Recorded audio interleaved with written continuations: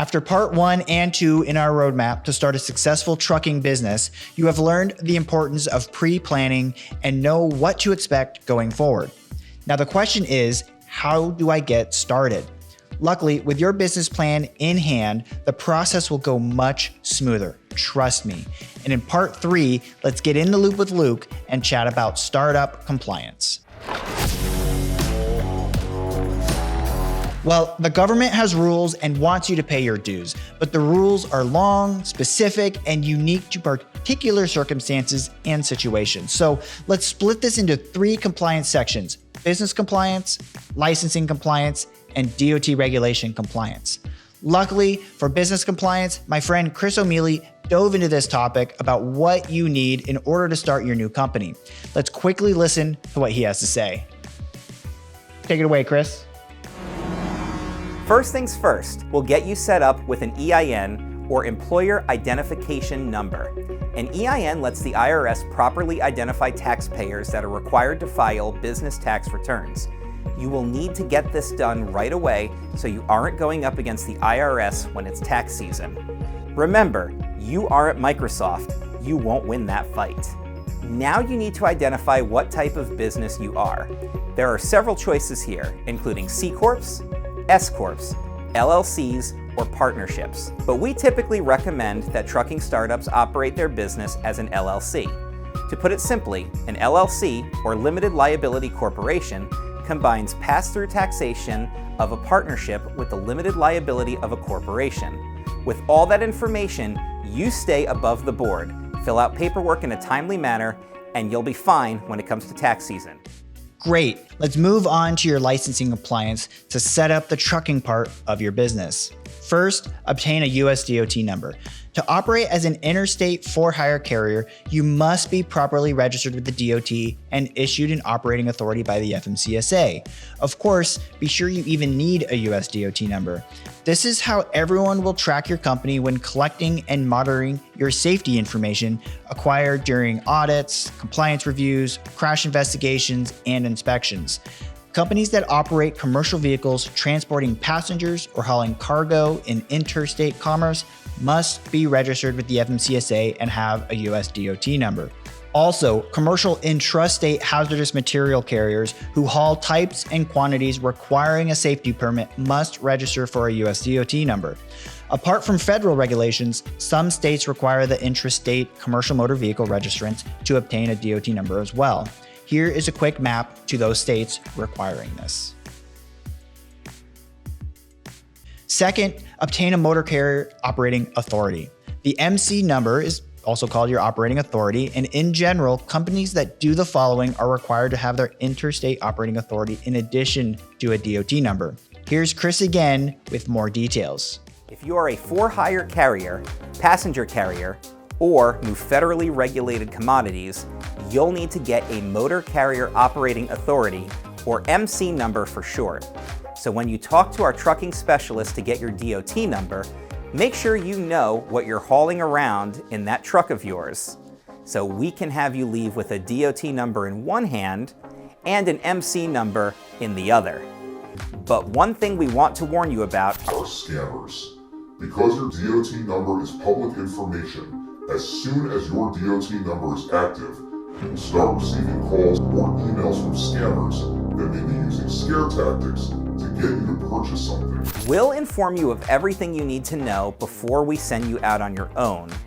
But if you find yourself questioning an email or a phone call as legitimate, you can call us anytime to cross-check it.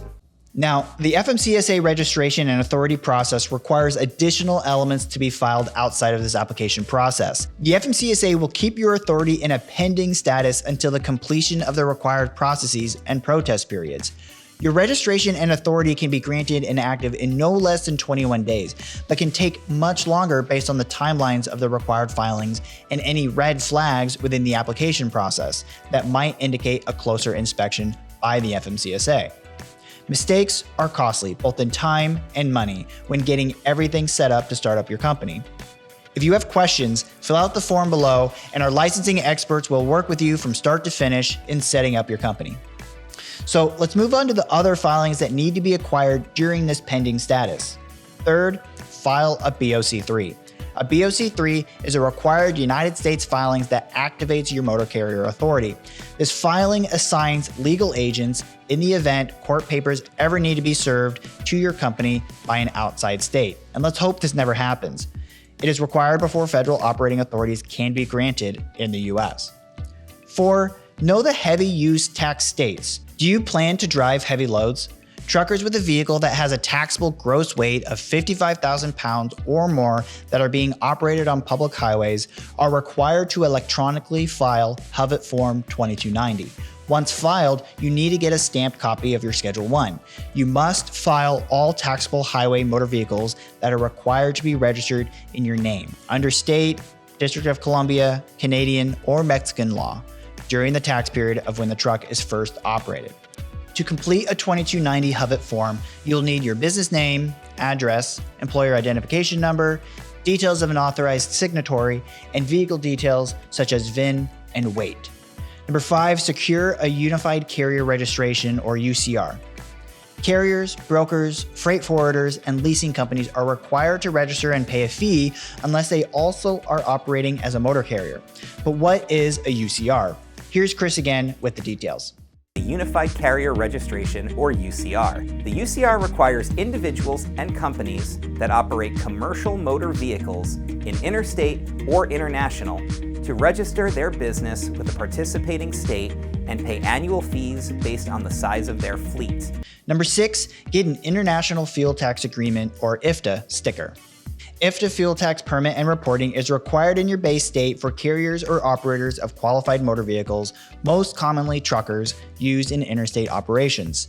IFTA licensing are required for 2-axle power units with a gross vehicle weight or registered gross vehicle weight in excess of 26,000 pounds, 3-axle power units regardless of weight, and or power units that are used in combination when the weight exceeds 26,000 pounds gross vehicle or registered gross vehicle weight. Right, back to Chris on this one. Similarly, you also have to pay taxes annually on your fleet, which is called International Fuel Tax Agreement, or IFTA. IFTA requires you to fill out a fuel tax report quarterly if you drive in the US and Canadian provinces. Alaska, Hawaii, and Canadian territories don't participate in this. One more quick note with IFTA. An operating carrier with IFTA receives an IFTA license and 2 decals for each qualifying vehicle. And as Chris mentioned, the carrier must file a quarterly fuel tax report, which determines the net tax or refund due and redistributes taxes from collecting states to states where it is due. In other words, this prevents you from registering with every state you drive through and filing quarterly reports for each of these states individually. And while this is nice, there are a few states that requires registration for those unique states to file the fuel tax reports. These unique states are Kentucky, New Mexico, New York, and Oregon. Number 7, obtain an International Registration Plan or IRP sticker. This registration gives reciprocity between the United States and Canada without the need for additional registrations, providing for payment of licensing fees on the basis of total distance operated in all jurisdictions. The same requirements for IFTA registration applies to IRP. Under this plan, only 1 license plate and 1 cab card is issued for each fleet vehicle. Well, that's enough licensing compliance talk for now. There are other hazmat and special licensing and permit requirements for unique situations. As I mentioned before, mistakes are costly when getting everything set up to start your company. If you have questions, fill out the form linked below. And lastly is DOT regulation compliance. We will cover insurance in the next video. First, driver qualification files are important. Trucking companies need to keep impeccable records in the event of an audit, which will come in the first 18 months of your new business. A driver qualification file, according to 49 CFR 390.5, is required for anyone who operates a commercial motor vehicle.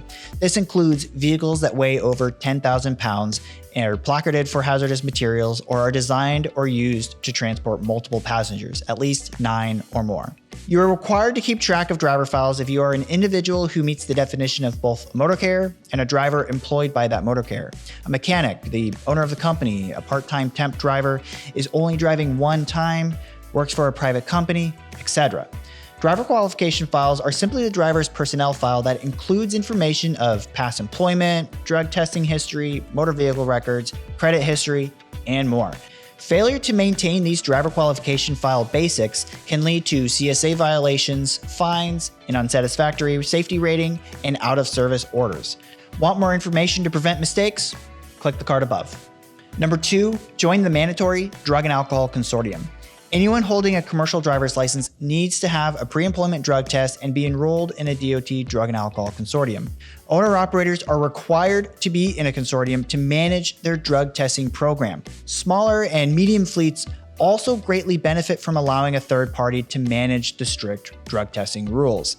Companies should look for a program that meets the DOT's mandatory requirements and look for the following features: random selections, consulting, company drug and alcohol policy support, testing at certified labs, collection site management, record keeping and reporting assistance, and MRO services.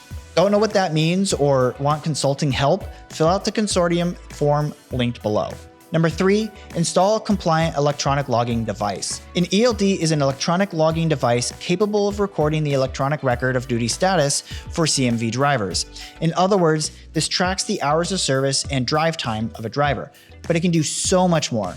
Today's ELDs can actually help you grow your business. ELDs offer many fleet management features like diagnostic tools and advanced reporting that can help you be prepared for any audit. With their reports, you can maximize your fleet efficiency and simplify your operations. So to recap, we chatted about what you need to set up your business, the required licensing and permits needed to haul loads, and some of the most important DOT regulation compliance from drug testing to ELDs. If you think this is complicated, I am sure you will enjoy our next video where we will discuss your insurance needs. Step 4 of the new venture startup process is just right around the corner. Stay safe out there. Did you miss any of the previous roadmap videos? Check them out in the startup playlist. And if you need another option, check out this video as well.